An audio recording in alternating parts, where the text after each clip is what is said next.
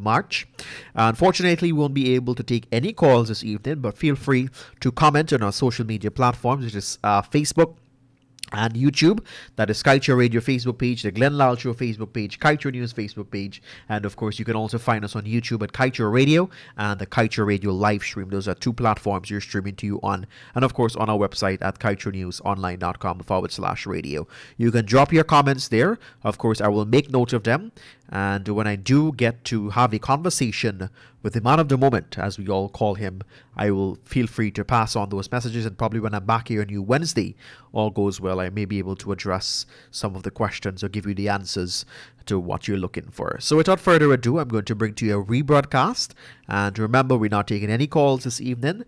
After Mr. Lall makes his presentation, I will come back and wrap things up here on the Lall Show. But treat it as if it's a program. We encourage you to share and of course like and comment. Have a great evening. A message to all the bright minds of Guyana from Lall.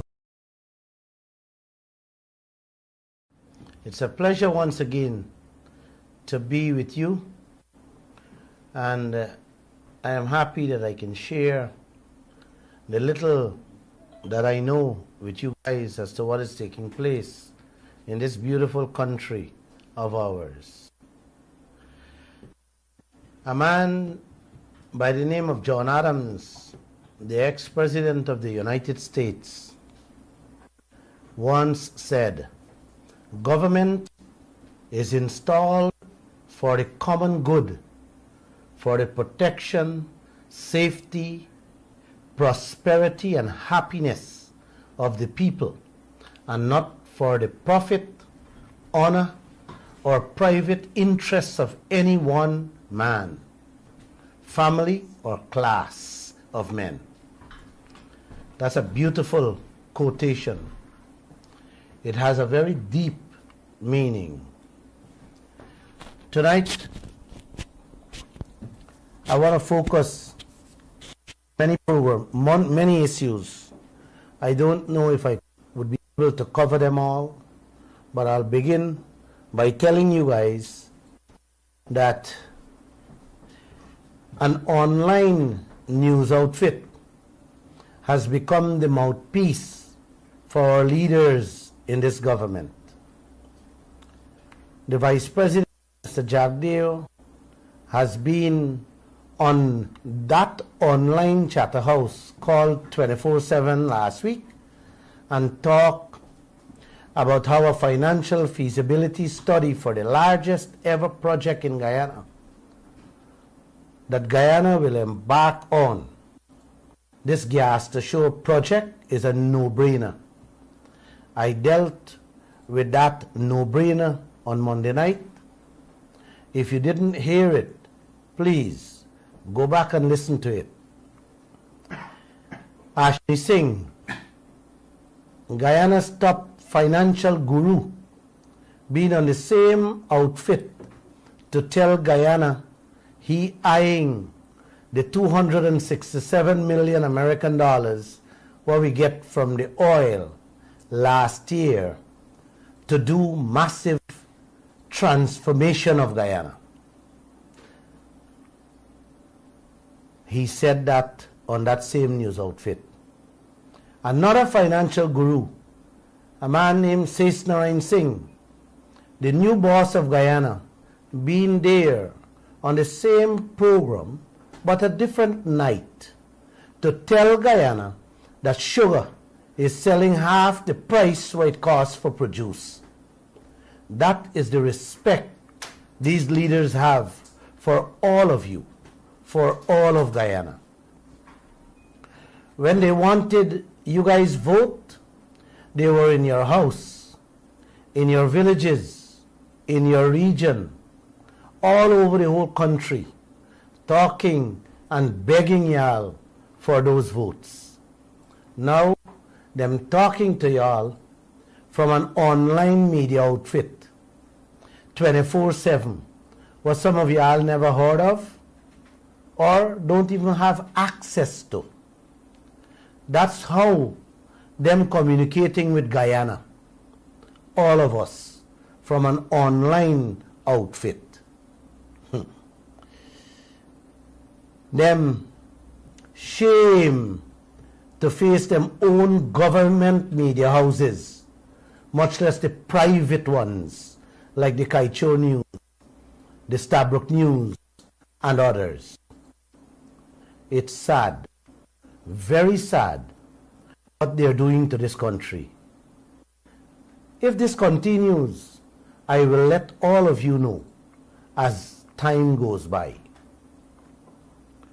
When leaders can duck and hide from you, the people, who voted for them in government or out of government, it smells and it tells a horrifying story. It also speaks volumes of who they are. You know what I mean. Guyana now stands as one of the richest countries in this world today as I speak, with this massive oil find. This oil we discover in 2015. And the entire government and the opposition is quiet. Everyone silent. You ever ask yourself why? Why? I read somewhere a man says, leadership is not about titles, positions, or flow charts. Leadership is about one life influencing another. Those words sound simple, yet it has deep meaning. Life. Please go to bed with that and think about it. You have to. It means a lot. One can influence, the actions of one can influence another's life. Good night to all of you, and thanks for tuning in every Monday, Wednesday, and Friday at 7:20 p.m. to listen to this madman that is speaking. Your vice president see me as that. He called me that.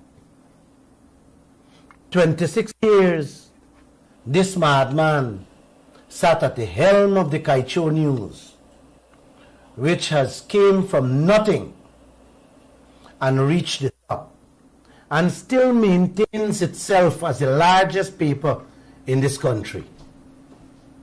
Over those years, me and my staff have literally been preaching to all Guyana about the pitfalls we must avoid and the dangers that lie ahead with the decisions being taken by some of our leaders, and the many mega contracts, deals that they have signed on to that did not benefit any of us. I have said on Monday night program that Jagdeo, our vice president, making excuses upon excuses to reach out to the local press, even his own government media houses. Now it seems his colleagues following in his footsteps, appearing on the online or website page 24/7, talking to overseas people who knows nothing about journalism or anything about what is going on in Guyana. He finds himself talking to these people, talking to them, the foreigners, not me and you. Ashni Singh, the financial guru, went on that same outfit Monday night as I was delivering my program and talked to Guyana. You guys believe that? All the media have been begging them, asking them to come on, speak have press conferences and talk, answer the questions from the journalists here in Guyana. And they don't find the time. But they could find the time to go on an online media house where none of us or many of you don't have access to talk the Guyana business. This is one of the things he said. He said how we have to live with the terms of the one-sided contract and take what we get from ExxonMobil and all the oil players. You guys hear me clearly? Let me repeat. He said we got to take the terms we signed with the ExxonMobil contract and take what we get from it. You ever hear such madness or insanity? Hey guys, before this guru tried to see how we could get a better deal from these lopsided, one-sided contracts and make us all rich, this fool is telling us, take what I'll get. He said we get in revenue.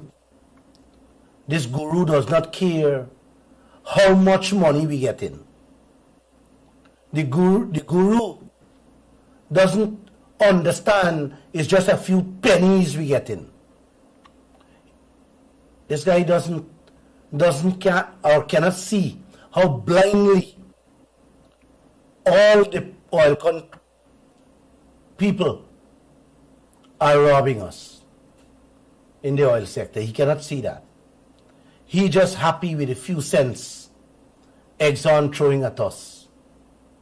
You hear these jokers, these financial gurus, they call themselves. He didn't see it fit to talk about closing the many loopholes, such as the claims for the cost of producing the oil. He didn't speak about Guyana don't have full cover insurance in case of an oil spill that can land many future generations in financial and social ruins. A matter of fact, this guru said he is ignorant of everything. Now, you guys tell me, we have the worst oil contract in the history of this 21st century, and you leaders saying, take what I'll get. Man, something got to be definitely wrong with these people's heads. Them wasn't telling y'all this during the election campaign. They was telling y'all a different story. They were telling y'all how much we getting robbed by the one-sided contract when the coalition government was in power. Now they are in power, and it's the same old story all over again. Tell me, brothers and sisters, where are we going? Where are the leaders taking this country? Where the wealth is going? In whose pockets? You tell me. When I think of these things, guys, I can only conclude three things. One, they don't care for the people. They don't care for me and you. Two, them busy filling them pockets with this Ponzi scheme, with the mega oil deals and contracts. Or they are a set of complete fools, morons and idiots, or all three. What do you think? The phone lines are open, and I will stop to take your calls. As a matter of fact, let me give you my cell phone number. 624-6456. You can text me if you don't want to call, so that I can respond. I can able to tell you in different languages what is playing out. Today I had many calls and text messages that I responded to. I thank those people. They're smart people. They understand what is going on. And I know many of them are listening. Thank you, guys. Thank you for your compliments, too. The next thing the Guru Ashni Singh said on the same chatter house that raised my eyebrows, and it should also be of concern to all of you, all Guyana, is this. He said how government is eyeing the 267 million US dollar what we get in 2020 from the oil. He said they will use it. They will use that money to transform Guyana. Wow. Brothers and sisters, this $267 million is equivalent to 53 billion Guyana dollar, which is just a drop in the bucket as compared to the 100 billion debt in the 2021 budget. So what is financial guru transforming Guyana with? I ask all of you and him. He and anybody with an ounce of brain knows that it can't do anything. It can't transform nothing. And yet, he is not concerned with this lopsided contract, this one-sided oil contract. But he done eyeing up those few pennies for transform Guyana. I do hope when he take this cash, they use it to build 5 or 8 internationally branded hotels with casinos that will surely bring profits, instead of allowing the foreign people to take over the hotel industry too.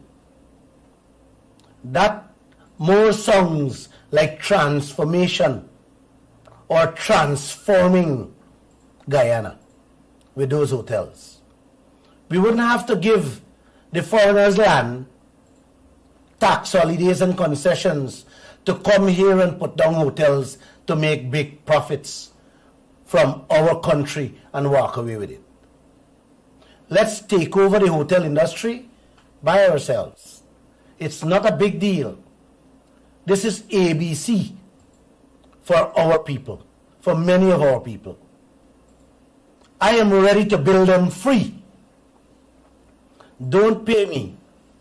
Just pay for the building materials and the workers. I will supervise and run the project for free. Just let me know when you guys are ready with that, and I'll do it. That 267 million, let me say this to all Guyana. Excuse me, I can build 8 Marriott-sized hotels, more fancy than the one built in Kingston. I am ready to put my money where my mouth is. Let me repeat my Monday night question to all Guyana. What transformation have you seen for the last 30 years? With all the billions that pass through their hands, you tell me. Or let them tell us. Sometimes I just have to smile when I hear some of our politicians talk. You guys see where they're coming from. Is every single cent these guys can put them hand on, they will grab onto it, and they will say they're using it to do this and to do that. Transform Guyana, saying he's gonna do it with. He gonna take the 267 million US dollars to do. All the billions they have been collecting from our taxes, gold, bauxite, timber, rice, fish, and other minerals. What have they done for this country that show transformation, guys? You tell me. Maybe I'm not seeing too well. Has anyone's life changed in the last 30 years? Can you please call me and let me know? I want to hear. Hear this one now, Guyana. Is there any project what both governments did that any one of you can honestly say is massive transformation in this country? Or was it massive transformation for the politicians, them friends, families and cronies? You answer those questions. I need to hear. I need to hear. Go around and check how they live. Go around and check their international bank accounts. And you will understand what I'm saying. The money guru said, all the money so far from the oil sale and from the royalties have gone into the Natural Resource Fund. He said we have not used any money since we got into office. I had to laugh when I heard that. The coalition didn't use any too. So I don't know what you're showing off about or what you're talking about. I really don't understand. But here the kicker in this guys. He said there may be need to use the resources in the near future. Near future. I wonder what future this man talking about. Them already spent it on the debt them took on we heads in the 2021 budget. This is the same financial guru, Guyana, who also said, Guyana not worried about any China debt trap. Remember I talked about the Belt and Road Initiative on Monday on how China entrapped many countries with loans that the people couldn't pay back. And they go in and take over the projects and even take over the people land too. Yeah. The guru is now telling us he not afraid of any loan from China. You know, sometimes I wonder if these fools would indebt themselves this way. But they have no problem putting us and our future generations in a debt crisis. Here the sugar boss. The sugar boss will take over. He been writing for years about how fixing Guyana economic situation is easy. He has been writing in all the newspapers, all the years I know him. His letters, you would believe that he is better than Bill Gates when you read them. You believe that he is better than Donald Trump in managing assets and doing business. He even better than my fine friend, Winston Brasington, through his writings. I mention better than Winston Brasington because this man played and continues to play a great significant role in this country. He was running NISIL, and after government change, he went to live in Miami. As soon as government changed back, he's back here running the Gas to Shore project. They announced his name, that he's the head man.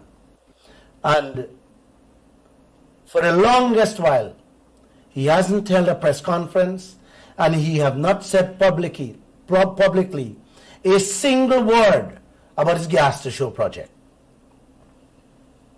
I just said that to make sure you keep them all in your thoughts, in your minds, and in your prayers. These are the people we have making the decisions and running the main corporations in this land. Says Narayan Singh lived all life overseas, fixing Guyana's financial woes in his dreams. It got to be he was dreaming when he said it. He now realized that the sugar factory is a junkyard. He getting paid millions every month from an industry that will never survive. It's a dead industry, and nothing and nobody can resurrect it. Not even Dubai, who say we have the sweetest sugar on earth, that they're eyeing. The whole world, guys, the entire world is producing sugar at less than half the price what Guyana is selling for. So you tell me, how these people really reviving sugar? He tell Guyana on that same 24/7 online chat room that he had to sell the sugar half the price it costs for produce. That's the respect these leaders have for all of you and all of Guyana. When they're on a foreign online chat room to talk to Guyana. Everything, guys, they put on becomes caca. Little baby mess. Them know sugar is dead. Them know we can't compete with the outside market, and yet them pushing this industry. It's like you making egg balls, costing you $10, and you selling it for $5. Which person in their righted mind would run a business like that, guys? Yes. Yes. Only these financial gurus we have here in this country would do that. Even a cake shop seller or a market vendor knows to run their business better than how these guys running this country. He now making excuse upon excuses, saying them give you a junkyard for fix, blaming the coalition, who at least had some brain and shut down some of those factories. When the PPP them mess up them own factories, forget money from China for build a white elephant, scale down.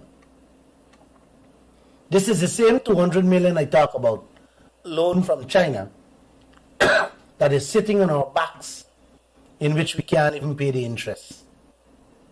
You hear that, Guyana? Hear more. The PPP only want to restart the sugar industry because it was their cash cow. Enough billions going in there year after year. And what have they done with it? You can't ask me, you have to ask them that question. Where is this modernized sugar industry that they talk about? Check the hundreds of billions they spend there. So I am saying now, why continue to spend more billions on a dead industry? Why don't you take the money, guys, leaders, and pay the sugar workers a salary to stay home? If you so love them. But they wouldn't do that. And you guys don't know why. You got to read through the lines. Just the other day, this sales guru come in and spend billions to buy tractors that can be sourced for half the price. I think they bought 44 tractors at $33 million each, which carried the bill to $1.4 billion, which is $7 million US for 44 tractor.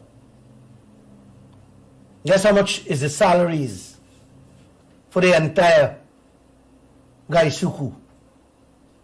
$3 million US a year.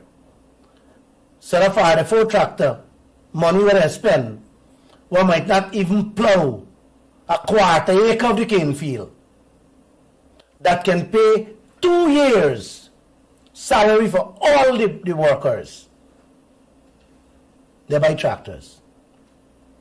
And that's only tractors that I put down here. There are several other things they spend. In 2020, Gaisuku received $5 billion US dollars, which is equivalent to 20 million American dollars. Guys, that 20 million American dollars is equivalent to 7 years salary for all the Gaisuku workers. So you can take the money and pay the workers to stay home.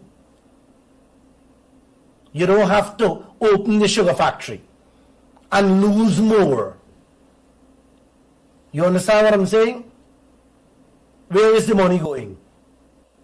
Where is that money going? And why are we allowing them to take the tax-paying dollars in that vast amount and set them bailing out Gaisuku? Guys, you got to tell me, man, because these things doesn't make sense. That is why every year they keep pouring in billions and billions. It's another Ponzi scheme they've been running all these years on us, the poor people of this country. That is the only one.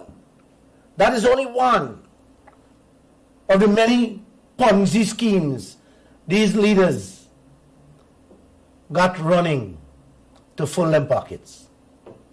The drugs, medication, I'm talking about pharmaceutical supplies, is another one. That one is bigger than Gaisuku. That's a bigger Ponzi scheme. Man, I think I gotta do 10 separate programs for that one alone. NDIA, sea defense, road projects, building projects, and many others. They are all Ponzi schemes these leaders running in this country for benefit their pockets and their friends' pockets. That's how this country has been running for the last 30 years. Did I hear the telephone ringing? No, I am not hearing the telephone ringing. Hear what these gurus are accepting. Guyana to pay for train our people how to regulate them. And the money it costs to train them, we will have to pay them back through oil. Through the oil profit. You ever hear things like that? It's like GRA asked Lall to train officers, his officers, the tricks of the trade in the newspaper business to watchman me. What do you think I can do? Train them everything? I got to tell them how are the thief? You ask me, man. Answer me that question. Or how are the thief? Wow. These are your financial gurus. Before we get help from Trinidad, before we get help from Mexico, even Suriname, who've been in the business for train our people how to properly regulate the industry, we asking Exxon, the scamp, the crook, to do it for us. This is one of our stories we have going tomorrow. Very clearly and very honest that if Guyana can only get 10% royalty from our oil and taxes, all the pensioners, they can receive no less than $200,000 a month. the public servants, the police, the army, every single worker salary can be tripled overnight if we only get 10%. We're not asking for 20 like what some other countries get. 10% royalty and our fair share of taxes. Man, this country can become greater and richer and more nicer than Dubai. This is how, with all this wealth we have, this is how we have our citizens living with less than, how much is the pension now? $25,000. Wow. How can you live on that? Kemal, how can you live on that? You can. Right. All right. Hello, good evening. You are tuned into Kaieteur Radio. Hi, good night, everybody. Hi. Mr. Lall, for me, I know that you is not a madman. And I know everything that you are saying, for me, I would be in the dark. And I think, I know what you are saying is the truth. I want to tell you about the sugar industry. The sugar industry, I think that when you're talking about it's useless then that they invest with the sugar industry. Yeah. I think many people were against you because you got to look at it. Many couple thousands depend on the sugar industry. And when you're talking about just paying work on to stay home, I think many wouldn't believe what you're saying. But when you work out that math, it could be, but people would say it's impossible for paying somebody just to stay home, right? But what I think those super salary, what they should have tried to do is bring down the cost per US cent for sugar, like the super salary. My friend, hold a second, please. Hold. Sugar is dead in Guyana, and what they're doing, they're just upkeeping that project for two things. They want to show their supporters that they are fighting for them, and they are going to give them jobs.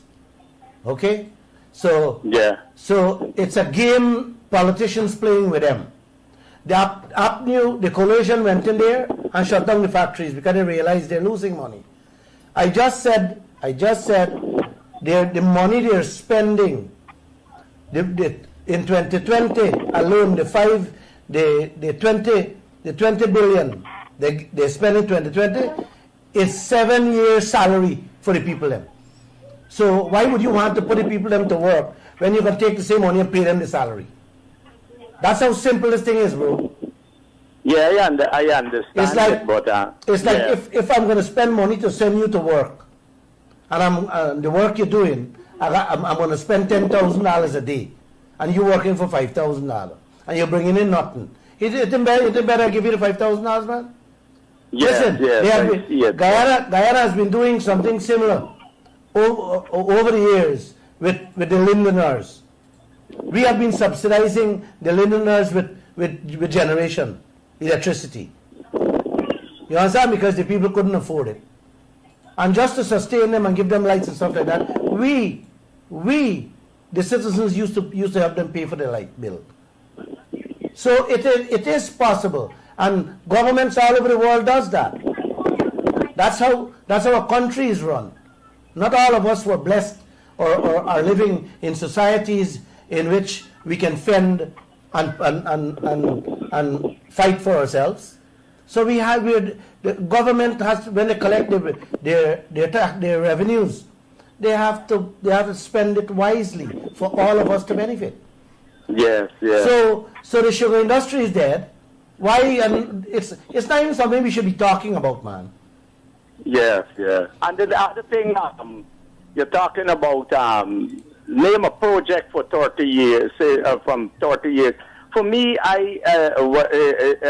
it's clearly seen that only thing that I could see that a few schools were built and so forth with. I know they had a time when they said a school built somewhere in the interior. When My the friend. claim was Green Heart. My friend. Green Heart was hard work. My friend, Yeah. my friend, schools, the money they spend on schools for the last, let's just put 3-4 years ago, can Yeah. build all the schools we have brand new and build another set alongside them. So you can't be proud of things like that.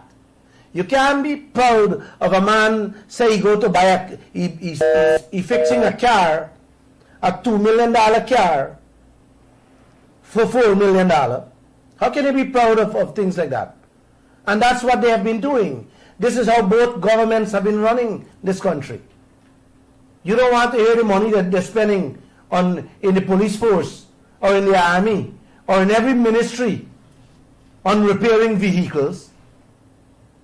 The money they're spending to repair vehicles, we carried a story of just a few months ago, in which the money they spend to repair vehicles can buy double, brand new. So how can we be proud of these things? All right, we have another caller. Take the calls. Caller, you are tuned into Kaieteur Radio. Good evening. Hello, good evening. Am I on air? Yes, Yes. you are. Yes, I heard Mr. Lall calling somebody a guru. I'm not sure who he's referring to. But the guru is another guy who was the head of the estate in Scotland. I hope they start to plant some cane there, because when you got an estate of that magnitude and you want to restart it, right? You have to start planting cane from day one. When are we going to start planting the cane? Well, they buy it. Telling about the bridge going across to Suriname. What I suggest them to do, if we could plant some canes in the ocean, because that estate when it starts going, you understand? Then we can leave a lot of cane there. I get And you. Mr. Lall laughing there, you know exactly what I'm talking about, right? You know Yes. he's drinking the whiskey there and that thing there, so. But the right man, that's not the guru. The man that he calling the guru is the student of the guru. Right.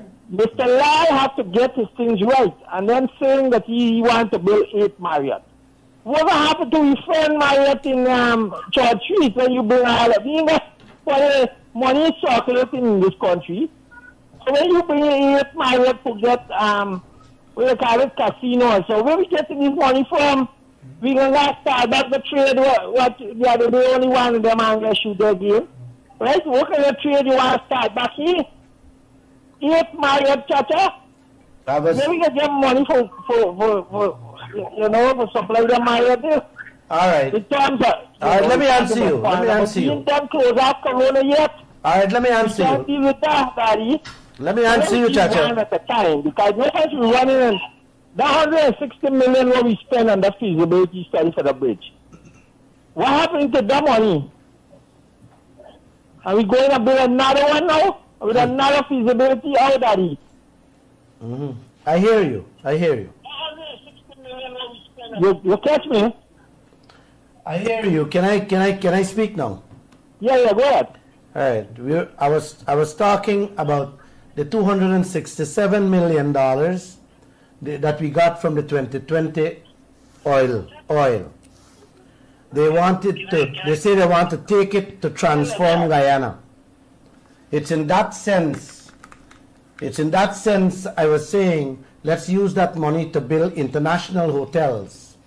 Do not allow the foreigners, because all the hotels that are going to build at Ogle, the new city of Guyana, it was given out to foreigners. They are coming here to build hotels, because down the road you would need hotels, because Guyana will become the next boom of this region. A matter of fact, you may have more foreigners in this land than Guyanese, and those are the financial players. They wouldn't want to come stay in a house like what me and you live in. They would want to stay in a well-secured environment, like international branded hotels. I am saying instead, You allow them to come build it, for them to make money and walk away with it, with the hotels. Let us build the hotels so that we can be the source of the oil money, and left the oil money right here. And that 267 can build 8 hotels with casinos. Casinos is not something for you to worry about. Casinos is in every hotel across this world. And where we are heading, every hotel will need one of them. To everybody. Hi, can you speak up a bit? Yeah, good evening to Mr. Lall and the panel. Uh-huh. I was listening to the program, and I was laughing about the cost of building schools. The cost is 2 times the price sometimes for building something in this country when government is building it.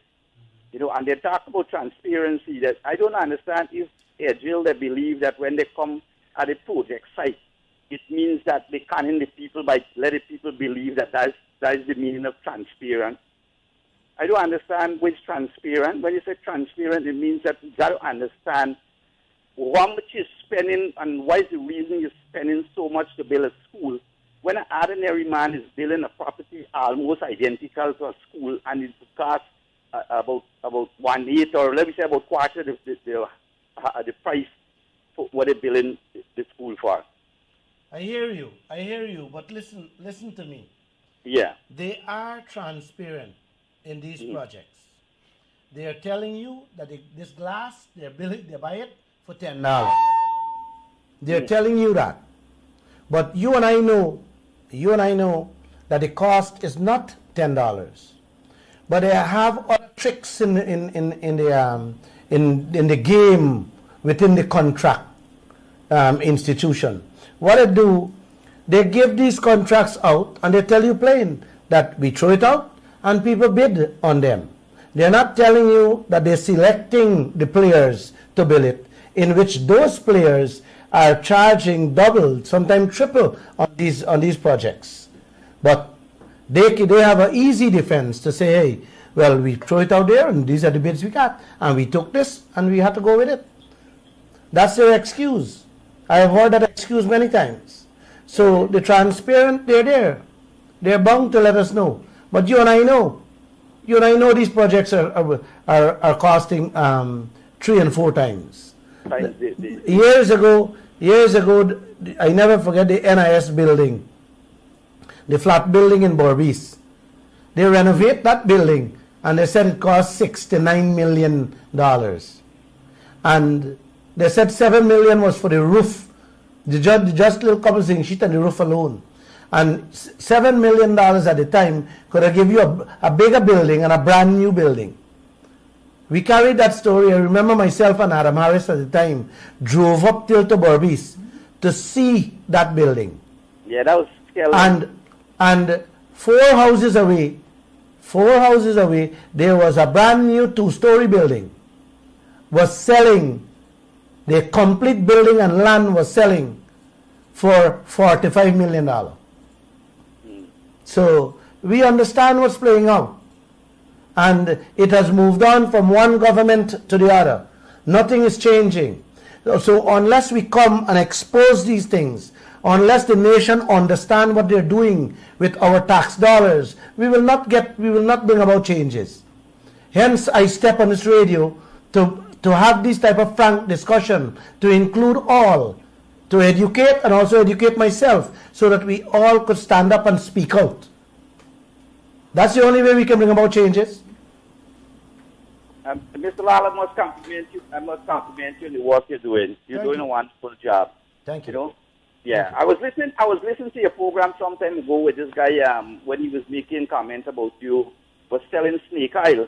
And at the same breath, he contradicted himself by saying that Mr. Lall has helped the worker them build houses. So I think Mr. Lall knows good economics. Yes. I grew up in business. I grew up in Stabrook Market, so I know business. Yeah. Thank you. This person is looking at how Kaieteur News has been militant during the 2020 election saga in fighting for democracy.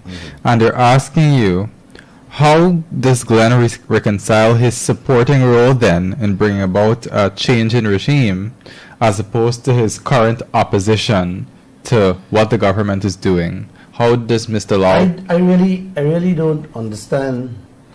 I don't really understand when he says my support. I did not, the newspaper did not support any change. What the newspaper stood for and will continue to stand for is democracy. And what we were doing there was standing to protect and preserve democracy, my friend. Our role, my role, is to expose, is to educate, is to entertain Guyana with what's taking place. All right, we have another caller. Caller, good evening. Can you just Hello, lower good it? evening. Hi, can you hear me? Good evening. Hi, yes, you can go ahead. You getting me clearly? Yes, I'm getting you clearly. Okay. Good night to you, Mr. Lall and his team. Good night. I'm calling for Region 2, Pomeroon, Upper Pomeroon. We listen to your program often. Thank you. And I must say, very revealing and very shocking also, because, we voted for these people. And these same people are just doing all sorts of wrong things, doing these bad contracts on our behalf.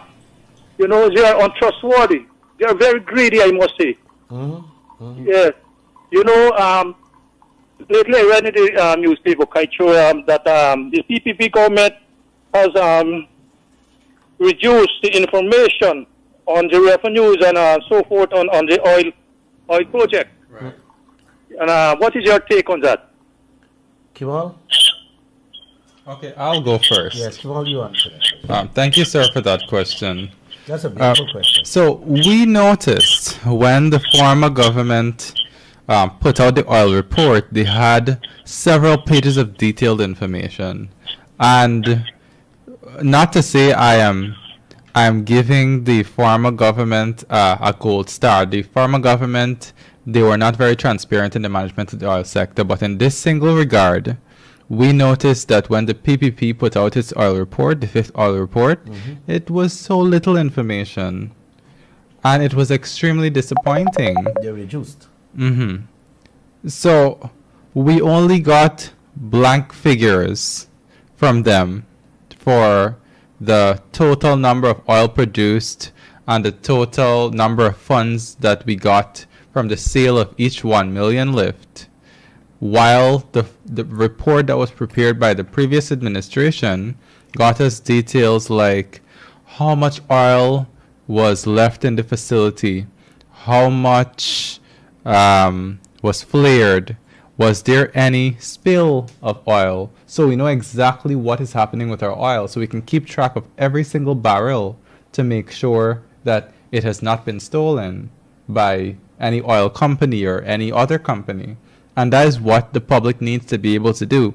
It needs to be able to monitor every single barrel. And that is the risk that we take when we allow the government to give us a report that has vastly reduced results.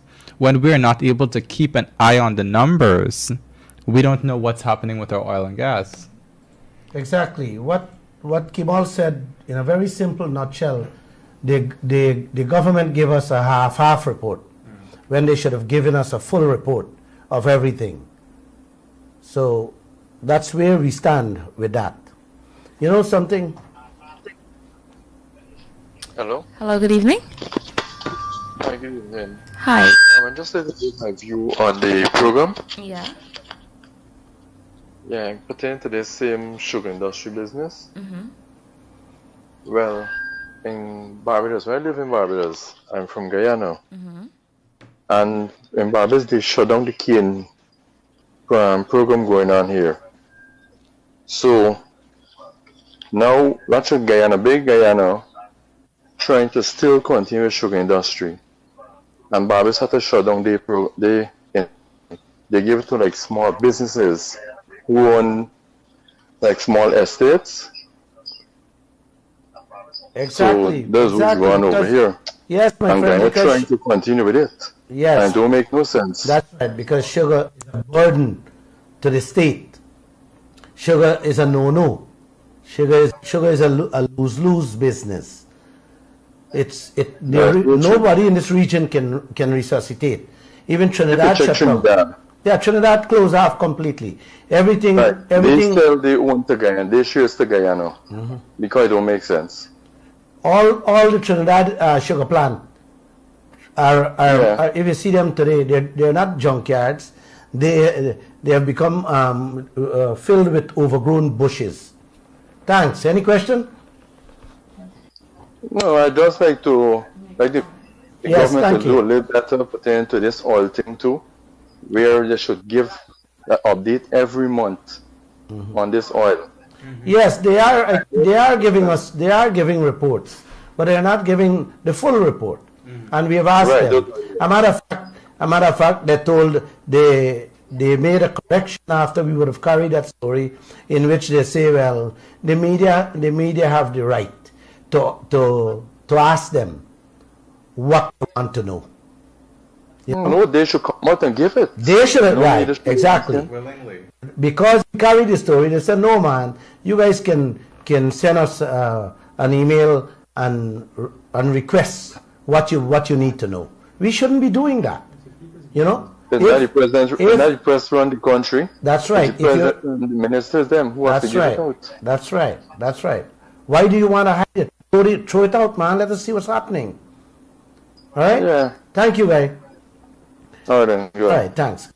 What I've learned from covering these transparency institutions like the Natural Resource Governance Institute and the Extractive Industries Transparency Initiative is that the gold standard for transparency when you're managing these sectors is that there's a certain amount of information that the government should willingly give out. Correct. The people should not have to go and beg for the information. Correct. Because sometimes the people are not necessarily knowledgeable about the industry, and so they may not know what they're supposed to know. Correct. It is the institution that's knowledgeable has to say, okay, this is important for the people to know, for the people to keep track on. Thank you. Before you take a call, I just want to let you know, I've been getting these reports, and people have been calling me, begging me to talk this story on the radio, because the government need to step in and do something about it. They said a few oil boats, oil vessels, to be precise, they said 3 and 4 times a week, oil vessels are going up the Demerara River full with fuel, and by the time sunrise in the morning, the boats either disappear out the water with all the fuel offload. The people keep saying that if 1 or 2 of the fuel boat remain there, by the time GEA and the GRA meet there, 3/4 of the fuel is hauled off. So what we are getting is barely the little taxes from what is left in the boat. And when I heard that story, I'm like, wow. They called and they said it's foreign nationals involved. They're not saying this is Guyanese. As a matter of fact, they're saying it's the Chinese involved. The Chinese have the big things for. Right? And boats going up there all night, 3-4 times a week. And where all this fuel going? Is these people hedging into our daily business transaction? It gotta be, because I don't know that all these fuel are being granted concessions for. So the big question here is how all of this can happen so often, every week, month after month, and the authorities and telling us nothing. What is going on in this land? You understand? Because fuel is big money making. It's 50% taxes. And that's a lot of money. This country is using up a lot of fuel these days. There's tremendous activities going on in this land. And that is very simple to know. The Guy Oil only has to tell us if their increase of usage of fuel has gone up. So we'll know who is providing the other service. I'm going to check on it and I'm going to report further on this matter. Yeah, you have any? Right, Mr. Lall. At this point in time of the program, I'll ask you for your closing remarks. So you don't have any calls coming in. Why are you asking for closing remarks? I have to ask you for closing remarks. So you finished the program. All right. Guyana, you're living in a beautiful country. A very beautiful country. And it's a very rich country. I think all of us can be and should be living extremely happy with the kind of resources we have.